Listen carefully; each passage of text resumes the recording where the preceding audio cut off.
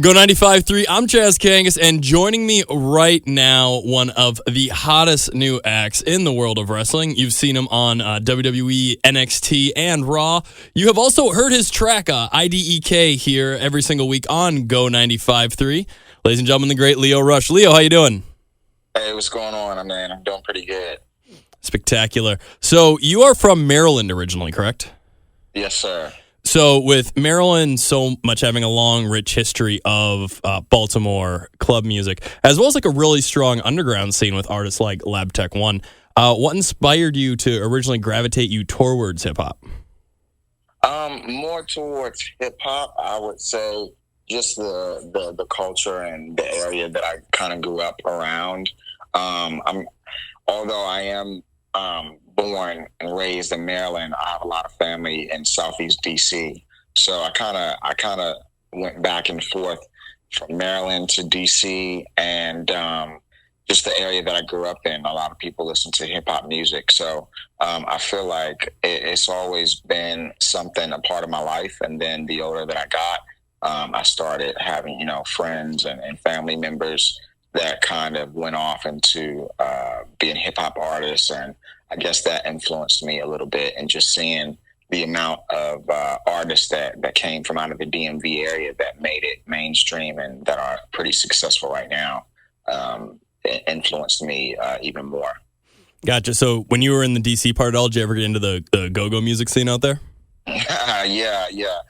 Not necessarily like playing the music or being in like a go-go band or anything, but I definitely listened to it. I know that dancing to go-go music is pretty popular out there with like the beating your feet and everything like that. So I definitely got into that when I was in my teenage years. Yeah, because I lived in Harlem for 11 years, so whenever I'd get a chance to go out to the D.C. area, I'd try to find like a go-go show that would be going down, and more often than not, it would be not even at an actual club, but like a car wash that was like closed for the night, and it'd be like these underground shows, and yeah, the glory of it all. So, and you were very active on the indie wrestling scene. You were Ring of Honor top prospect winner. You had tremendous success, including winning the top title in CZW. So at what point did you feel that you wanted to really sort of do rapping alongside with wrestling itself? And did you ever get the thought to kind of mix the two worlds, or just it kind of was like a side, separate sort of thing enough? It was kind of a side thing, and it all came about. Well, first off, my parents were husband and wife, gospel duo. They both got nominated for Stellar Awards. My dad's in-house studio was right underneath my bedroom. So every night I would just hear, sessions going on like throughout the night, in the middle of the night and stuff like that, just, pumping through my vents. So music has always been a part of me.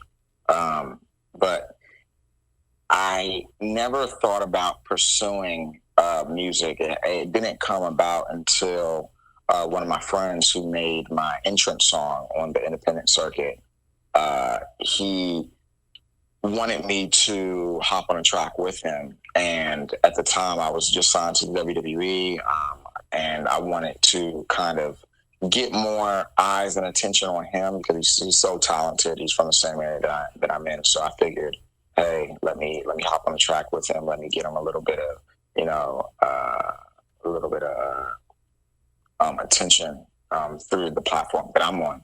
And, a lot of people actually ended up liking the song, like a lot. And, a lot of people told me, hey, you should, think about actually doing some rap music of your own. So I thought about it for a little bit, and then it just came about again I had about a 6-month kind of hiatus from the WWE, and just trying to figure out a few things, think about what I can do to keep myself occupied, and I just started writing. And it started out as poetry at first, and then I put one of the poems that I wrote to instrumental, and it came out as a song, and it was dope. A lot of people loved it. And then from there on, I just kept writing, and here we are after a 7-track EP and a couple of singles that I released, and we're still going strong.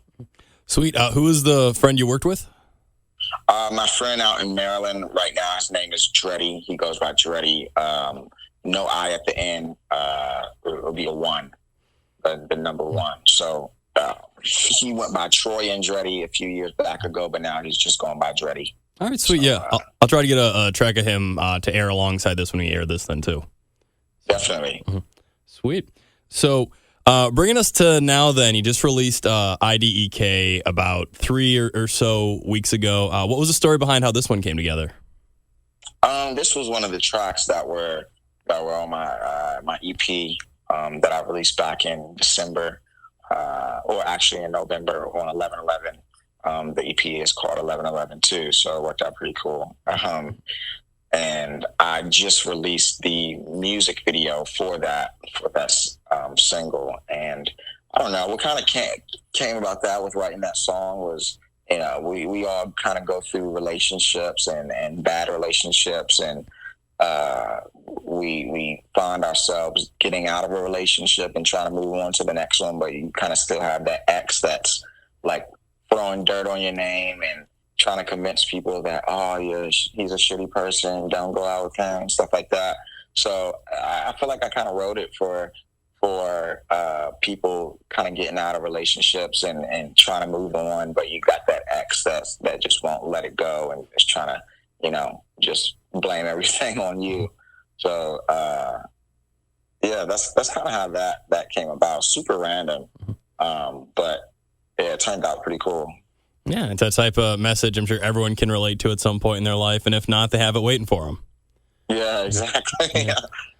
So, have you had the chance to perform your music live much?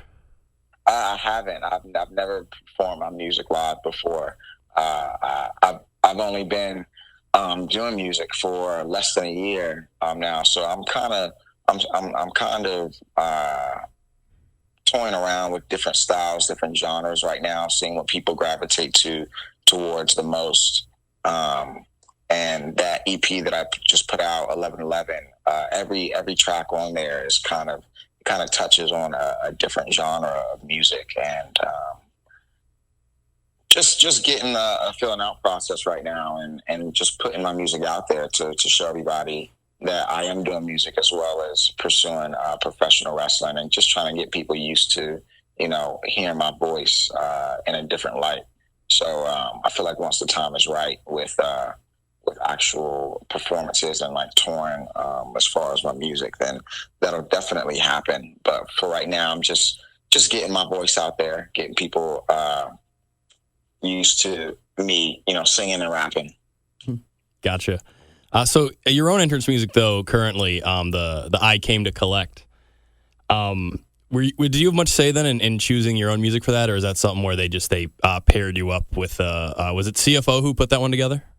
Yeah, CFO put that together. I remember going to NXT my first day when I was going to debut on TV, and Hunter, Triple H, came up to me and said, "Hey, Leo, what do you think about this?